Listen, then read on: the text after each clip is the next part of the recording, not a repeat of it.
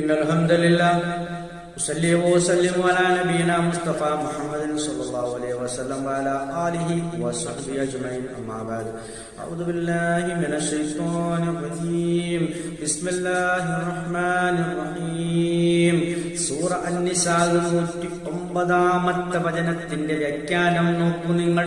മുൻ ആയത്തുകളുടെ തന്നെ തുടർച്ചയായി അവതരിച്ചതാണിത്. നോക്കൂ നിങ്ങൾ, ഒരാളൊരു തെറ്റ് ചെയ്തിട്ട് അതൊരു നിരപരാധിയായ മനുഷ്യന്റെ തലയിൽ കെട്ടിവെക്കാനുള്ള ശ്രമം, അത് എക്കാലത്തേക്കും അല്ലാഹു സുബ്ഹാനഹു വ തആല അതിന്റെ കഠിനവും കഠോരവുമായ ആ സംഭവത്തിന്റെ കൃത്യമായ രൂപത്തിൽ അല്ലാഹു തആല അതിനെ വിശദീകരിച്ചു കൊടുക്കുകയാണ് മുഅ്മിനീങ്ങൾക്ക്.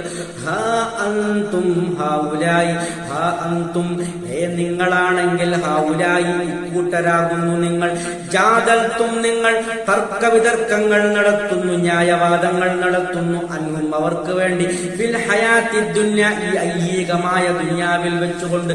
നോക്കൂ നിങ്ങൾ, തെറ്റ് ചെയ്യുന്നവർക്ക്, പാപം ചെയ്യുന്നവർക്ക് ഒരിക്കലും കൂട്ടുനിൽക്കാൻ പാടില്ല എന്നാണ് അള്ളാഹുവിന്റെ റസൂലോ അല്ലെങ്കിൽ മുഅ്മിനീങ്ങളോ ഒരിക്കലും ഈ മുനാഫിക്കുകളുടെ വാക്കുകൾ കേട്ടുകൊണ്ട് അവർക്ക് കൂട്ടുനിന്നിട്ടില്ല.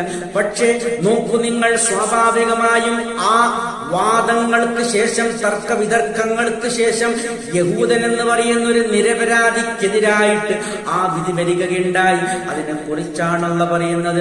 ഹാ അൻതും ഹൗലായി ജാദൽതും, നിങ്ങൾ ഇങ്ങനെയുള്ളൊരു കൂട്ടരാണ്, ജാദൽതും അൻഹും അവർക്ക് വേണ്ടി തർക്കവിതർക്കങ്ങൾ നടത്തുന്നു, ഫിൽ ഹയാത്തി ദുനിയ, ഐഹികമായ ദുനിയാവിൽ വെച്ചുകൊണ്ട്. അല്ലാഹുവിന്റെ അടുക്കൽ ആരാണ് തർക്കവിതർക്കങ്ങൾ നടത്തുക? അൻഹും അവർക്ക് വേണ്ടി. യൗമൽ ഖിയാമത്തി, ഖിയാമത്ത് നാളിൽ, ഖിയാമത്ത് നാളിൽ അവരുടെ കൈപിടിക്കാൻ നിങ്ങൾ ആരും ഉണ്ടാകില്ലല്ലോ എന്നാണ് ആ പറഞ്ഞതിന്റെ അർത്ഥം. ആരും തന്നെ ഉണ്ടാകില്ല. അമ്മൻ യകൂനു അലൈഹിം, അല്ലെങ്കിൽ അവർക്കാകുമോ വക്കീലൻ, ആരെങ്കിലും അവരുടെ കാര്യങ്ങൾ ബാധ്യത ഏറ്റെടുക്കുന്നവൻ ആരെങ്കിലും ഉണ്ടോ എന്നാണല്ലോ ചോദിക്കുന്നത്. ഈ ദുനിയാവിൽ വെച്ചുകൊണ്ട് ഈ രൂപത്തിലുള്ള കള്ളസാക്ഷ്യങ്ങളൊക്കെ കൊണ്ടുവന്നുകൊണ്ട് പലതരത്തിലുള്ള നിരപരാധികളെയും ക്രൂശിക്കുന്നവർക്കുള്ള തക്കതായ താക്കീതാണ് അല്ലാഹു സുബ്ഹാനഹു വ തആല നൽകുന്നത്. ഒരിക്കലും അത് ഇസ്ലാമിൽ അംഗീകരിക്കാൻ പാടില്ല. നോക്കൂ, ഈ ദുനിയാവിൽ ഈ കള്ളക്കളികളൊക്കെ നടക്കും, പക്ഷേ ഖിയാമത്ത് നാളിൽ ഒരിക്കലും അത് നടക്കില്ല.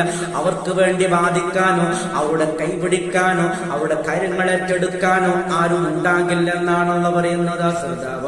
അൽഹംദുലില്ലാഹി റബ്ബിൽ ആലമീൻ.